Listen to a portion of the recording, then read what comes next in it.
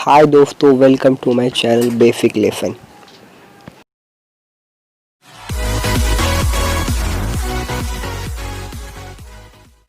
आज के वीडियो में हम बात करने वाले हैं पार्ट्स ऑफ स्पीच के बारे में।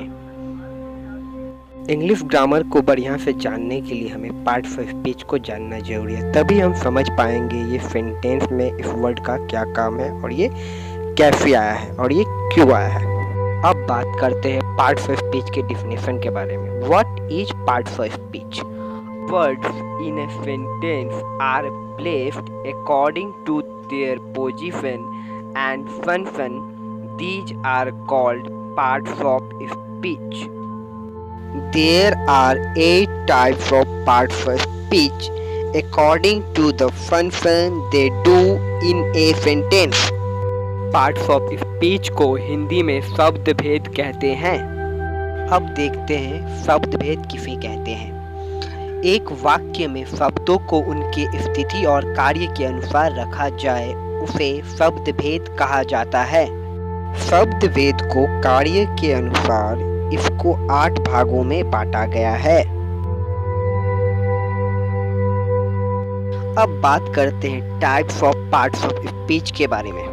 पार्ट्स ऑफ स्पीच को 8 भागों में बांटा गया है। Number 1 noun, number 2 pronoun, number 3 adjective, number 4 verb, number 5 adverb, number 6 preposition, number 7 conjunction, number 8 interjection.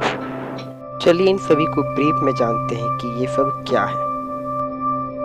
चलिए अब बात करते हैं नाउन के बारे में। Name of a person, place, thing और idea is called a noun. किसी भी व्यक्ति, वस्तु, स्थान, भाव के नाम को संज्ञा कहते हैं।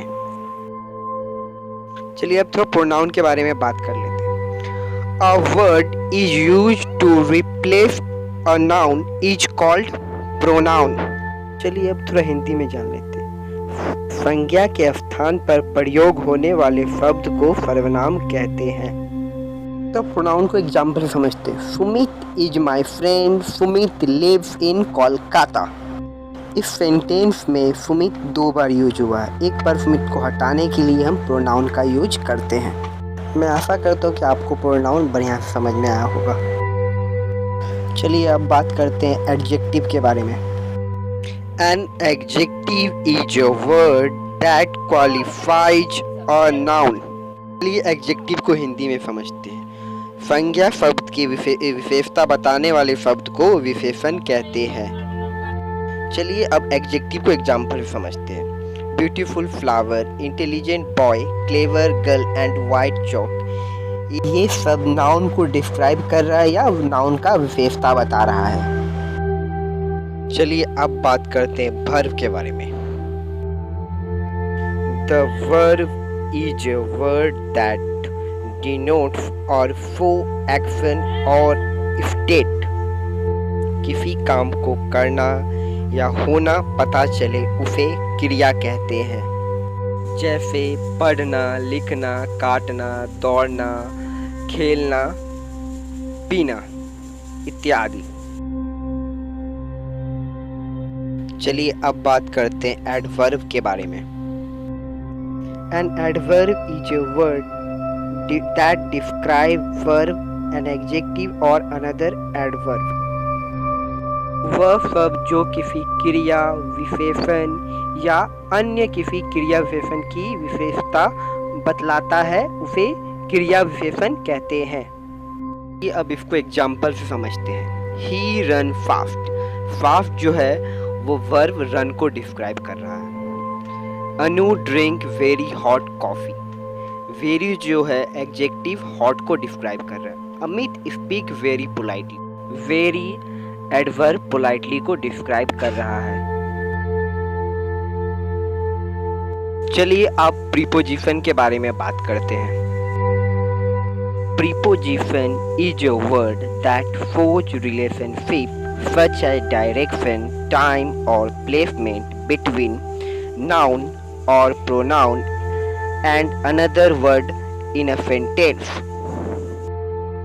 अब इसको हिंदी में समझते हैं। वह शब्द जो किसी संज्ञा या सर्वनाम और वाक्य के दूसरे भागों के बीच संबंध को दर्शाता है उसे संबंध सूचक अव्यय कहते हैं या पूर्व वर्ग कहते हैं।